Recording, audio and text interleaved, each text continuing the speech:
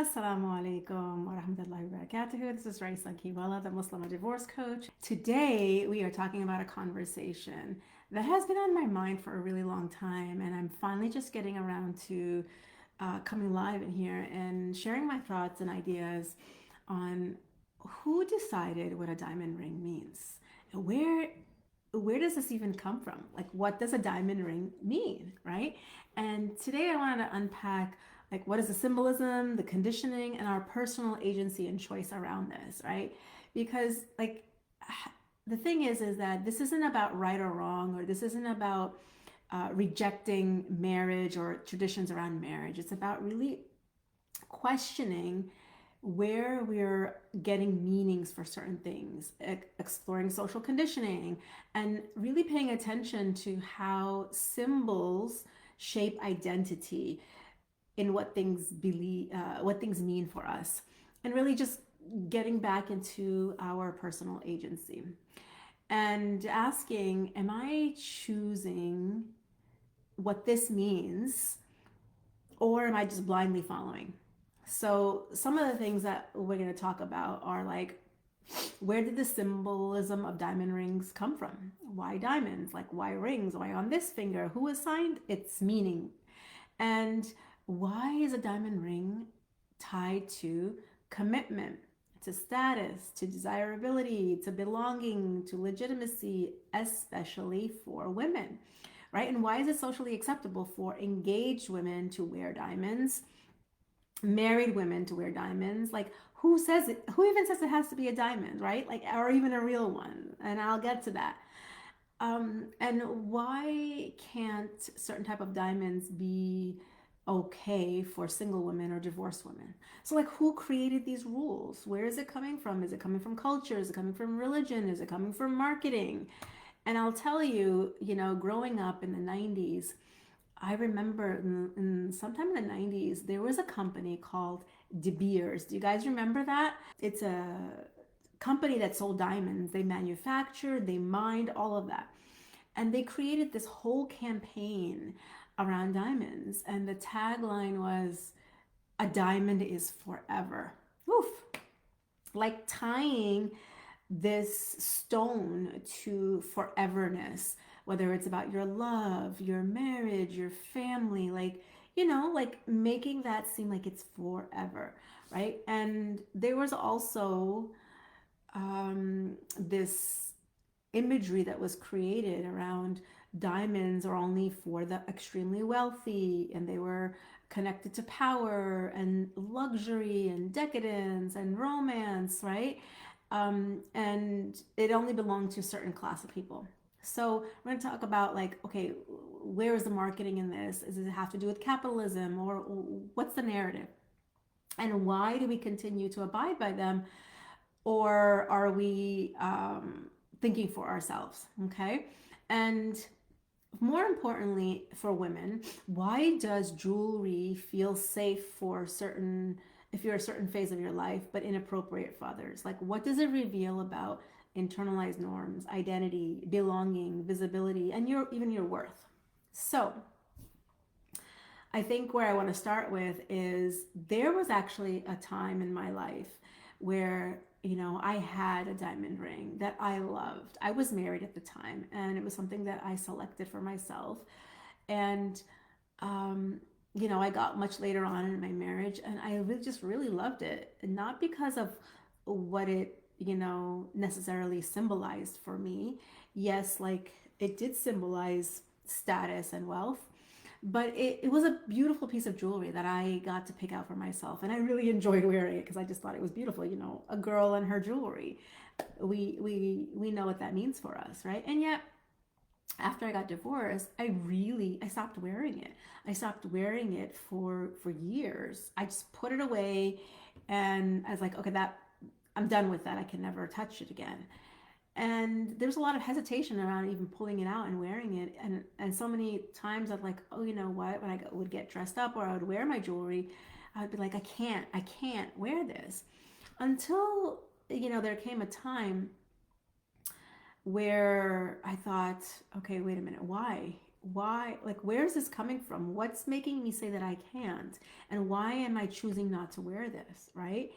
And again, all of this, what came out of that, those questions, me questioning why I can or cannot, um, came all of the conditioning around, okay, am I allowed to wear this if I'm not married? Well, what will people assume? This is only for people who are married. And then like I had this insight, like, wait a minute, it says who is making these decisions and who's deciding this for me? So I chose to wear it. And I have been wearing it for a couple of years now, like on special occasions or when I want to dress up, right? And I don't see it as a marital status symbol anymore, just because I just simply love the piece of jewelry. And that felt really freeing for me. And, uh, so I decided, like, I want to explore this. I want to talk about this because I'm sure I'm not the only one who thinks this way, right? So really reflecting on, like, what meanings have you unconsciously attached to certain objects, such as a diamond ring, right? And more importantly, like, that meaning, is it aligning with your values, your identity, your ability to choose for yourself, and even your current chapter of life? Or are you abiding by meanings that no longer relevant for you? Because we actually get to question symbols, we get to redefine meaning, we get to choose what we want to wear from a place of alignment of our values, of our, and our agency, not pressure or cultural norms. And it's not about separating culture from our deen, because our deen, Islam, does dictate a lot of what we do and what we don't do, but there's very few narrow, halal or haram things, if you will. There's a lot of leeway in terms of culture, as long as it doesn't negate our deen, right? So check in with yourself and see, do you wear things, whether it's clothes or jewelry, because you love them or because they represent something to you? Because there's a set of, like, guidelines of, I can wear this at this time, I can wear this at this time. Of course, I'm not saying to go out of out of bounds with what's appropriate. It's not about what's appropriate, but it's even like, who decides what's appropriate, right? If you're not breaking any rules of Allah subhanahu wa ta'ala, what is the problem with wearing something that you like to wear at a certain time, right? It's not like we don't all have to think and act the same exact way, because we are individuals here. While we're part of a culture, we're part of a heritage, we're part of a family, we're part of, a community, but we're each an individual person, and that makes a difference. So this whole conversation, has been about reflecting, right? Do you wear things because you love them or because they represent something? Number one. Number two is, have you ever avoided wearing something because of social assumptions? Like in my case, my diamond ring, right? There was a time where I did avoid wearing that for such a long time. And then I said, well, I have this beautiful piece of jewelry that I love. And why am I not wearing it? What am I actually going to do with it, right? Welcome everyone on Instagram here and on Facebook.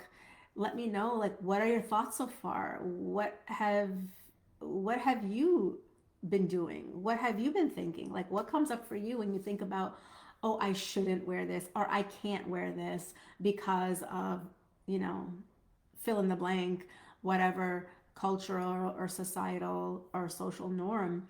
And I explained earlier that just the whole concept of a diamond and what it means, it started coming from a marketing tagline from, a company, a diamond mining company.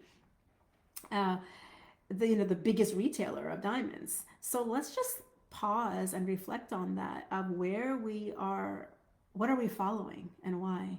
And really, this whole message is about, it's not about diamond rings, right? It's not just about diamond rings, but I used that opportunity and that experience that I had to start this conversation, right? It's really about autonomy, about agency, about intentionality, and about purpose, about making conscious decisions that are important to you, and the ability to express yourself in the way that you want to, according to your values, your identity, and your purpose, right? And really letting go of that social conditioning of even marketing, how we're marketed to. The ads that we watch or that we see, like they have an influence on us. And really learning to ask, what values do I live by? As Muslims, do I go by Islamic values, or they are my own made up values of by how I've been influenced and conditioned, or by the rules that were handed to me that I don't even understand, that may or may not make sense. So you get to choose what you want to wear. You get to choose what things mean and don't mean. You get to choose how you want to express yourself without that guilt or shame because of somebody else's rules or values. And if this stirred something within you, let me know in the comments. Have you ever felt hesitant to wear something because of the message or what it was giving off to others? And I'm gonna go into the Facebook group and see what's any comments, and here as well on welcome everyone, Rizwana, Zuleha, Amina. Welcome to the conversation. And what did this spark for you? What did it bring up for you? Have you ever found yourself in a situation like this? I'd love to know, and continue the conversation, because again, it's not just about diamond rings. It's about everything in your life, because you get to choose. It is your life, right? You get to choose how you want to live it.